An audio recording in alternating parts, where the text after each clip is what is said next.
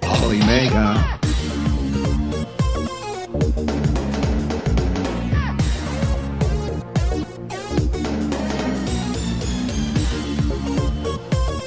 Introducing the Polymega from Playmaji. Polymega is a new console for playing retro video games. It plays both cartridges and CD games from your retro collection. The base unit plays systems such as PlayStation 1, Sega Saturn, Sega CD, TurboGrafx CD, and Neo Geo CD. Retro cartridges can be played using one of the available modules for each gaming system. Systems such as the Sega Genesis, the NEC TurboGrafx 16, the Super Nintendo Entertainment System, and the Nintendo Entertainment System. Each module comes with a retro-style controller and retro video games pre-installed on the system. The Polymega plays games from all regions, not just your own. The Polymega features a graphic user interface for installing and loading up all your retro console games.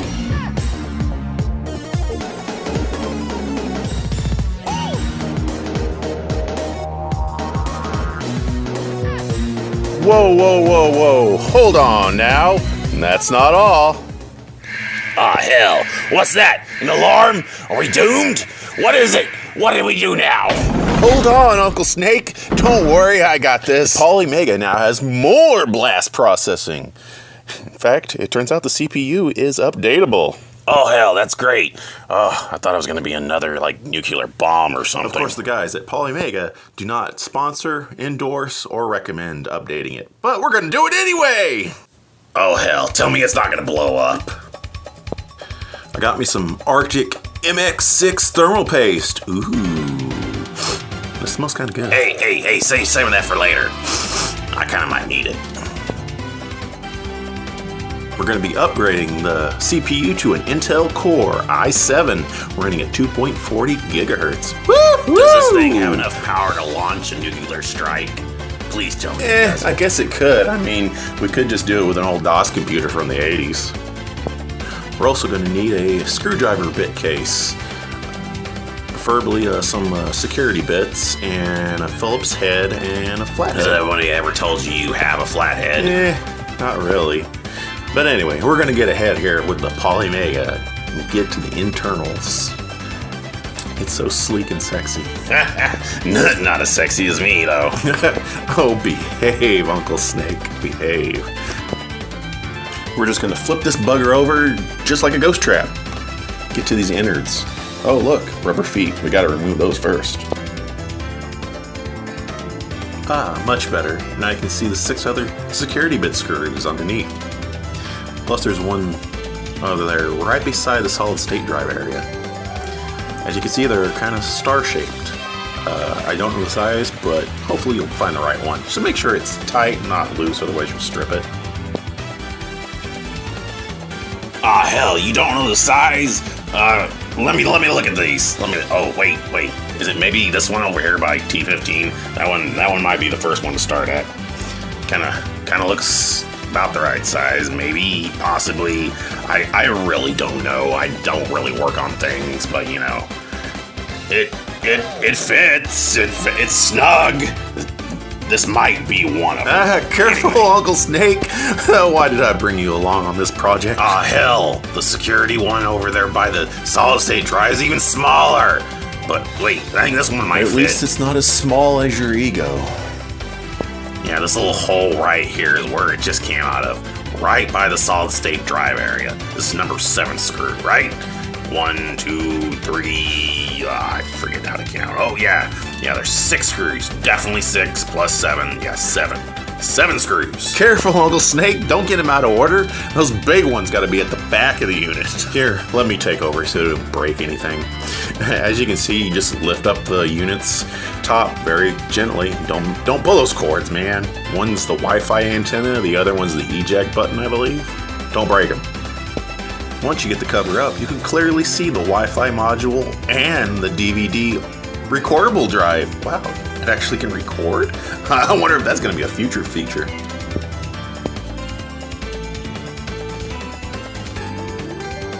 Over to your left-hand side, you can clearly see the fan and heatsink unit on top of the central processing unit. Whew, I bet that thing gets really hot. Really hot, huh? I wonder if it can go on a date. Hey, does anybody want to go on with a date with a guy from Alaska? On inspection of the DVD recordable drive, we can see that it's clearly a Hitachi LG. Model number GS40M, Do you think I can record episodes of Friends with this? I mean, I guess you could if you wanted to maybe make a ROM. Over here to the upper left corner, we have the Wi-Fi module.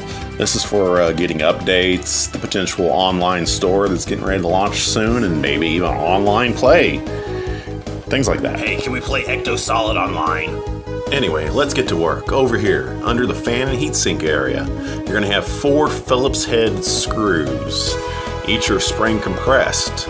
You'll want to get a nice good big fat screw bit or screwdriver for this kind of job. Oh yeah, we're going to screw things. Here's my trusty big jabbing Phillips screwdriver, man. We might need this to, even stab some vampires with. Vampires? What? Where? Russian vampires? No! We'll also need some rubbing alcohol, some Q-tips, and maybe even some alcohol wipes so we can clean up the processor in here in the heatsink. We might also need all that later when we get bitten by vampires. Lots of vampires. Please tell me there's no vampires. No, I haven't seen any yet, but there's definitely chupacabras everywhere. Anyway, after we remove the fan in the heatsink area, you can clearly see the original processor covered in all that thermal paste. Kind of not enough, actually. Isn't that like some C4 over there to the left of the processor? No, that's not C4. But over here to the right, where we just placed the fan and heatsink, we can clearly see the rest of the thermal paste all over the bottom of it. We've got to clean that up too. There we go. Now we got the fan and heatsink and the CPU all sparkly clean. Now you can see that it's an Intel Celeron running at 2.90 gigahertz. It's not a bad processor, but the other one's a lot better.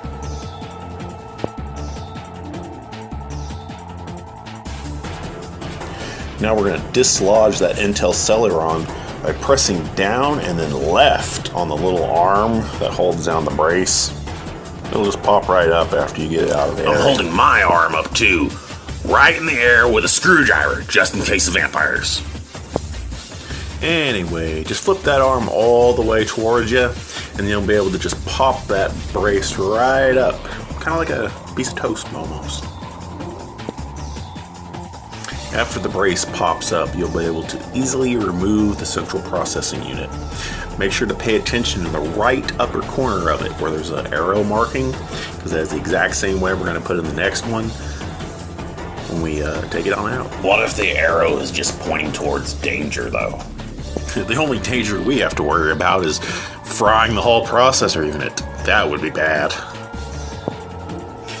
After we get the Intel Core i7 properly placed back in, we'll just bring that brace back on down and lock that arm back into place in the exact same manner that we took it out. Can we go for coffee after this? My arms are getting tired. Better yet, how about some oranges? Don't worry, Uncle Steak. We're almost done. We just gotta apply some thermal paste now and put the whole thing back together. Oh, thank goodness. Relief is almost there. We'll just put a nice big glob of thermal paste right here on the new Intel Core i7 CPU. Make sure there's a really good amount on there, because the original CPU was kind of a little bit lacking on thermal paste. All this talk of paste makes me hungry. You got any rations? Then we'll gently grab the fan and heat sink right here to our right and reinstall that back onto the CPU, pushing down very firmly, and then we just gotta screw it back on in.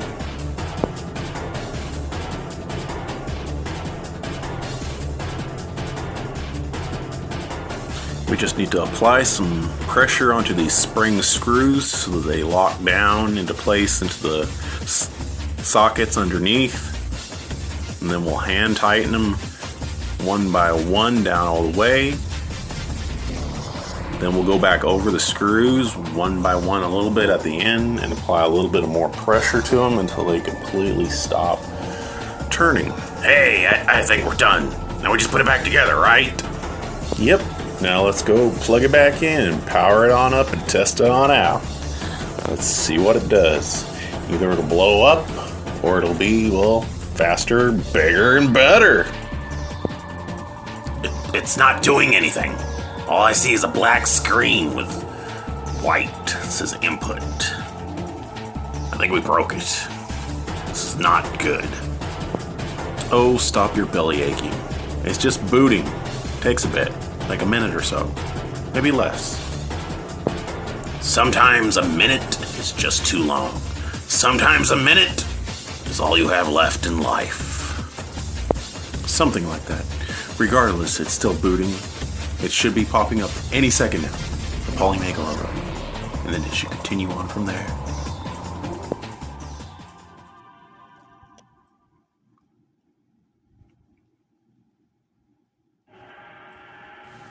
Oh yeah, there we go. It's finally loaded to the default menu. Now we can select the category of the games we want. Let's go to the N64 because it's been having a lot of problems lately since they haven't optimized it yet. Oh yeah, my entire library of N64 games. Let's pick something that uses a lot of the expansion RAM for the N64, so that way we can really test out this processor's new processing capabilities. Let's pick, well, oh, I know. The Legend of Zelda Majora's Mask. That uses the expansion RAM. Definitely some blast processing there.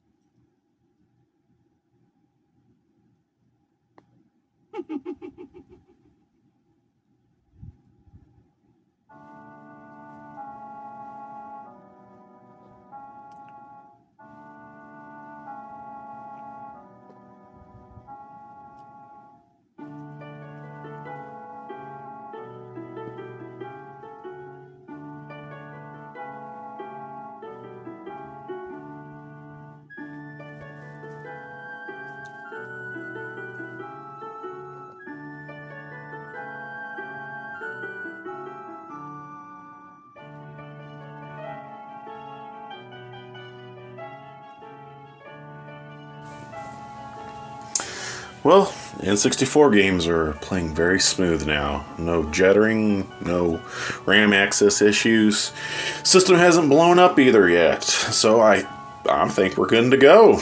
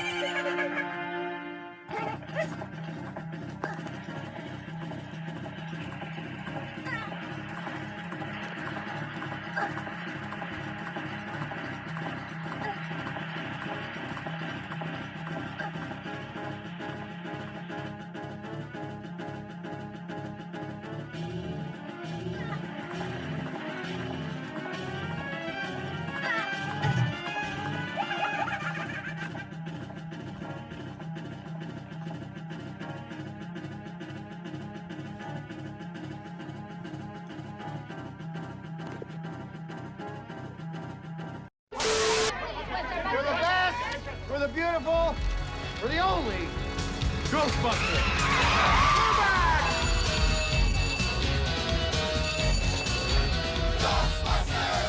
Ghostbusters. Yes, we're back. Something strange going on. Something's wrong. Gloom in the room. Outside is the storm. All alone in the crib. Certified check, cash or money order. Yo, is that what I did? Did I see something move? Chills down your spine. Your heart fills with fright. Not filled by the things that go bump in the night. Walk through the wall with no time to stall. You call the Ghostbusters. Well, that's who you call.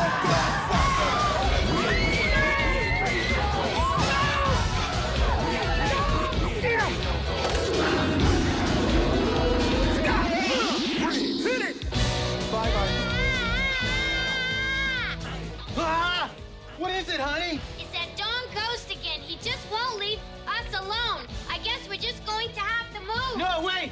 Don't worry. We're not moving. He is. Who are you going to call? Ghostbusters!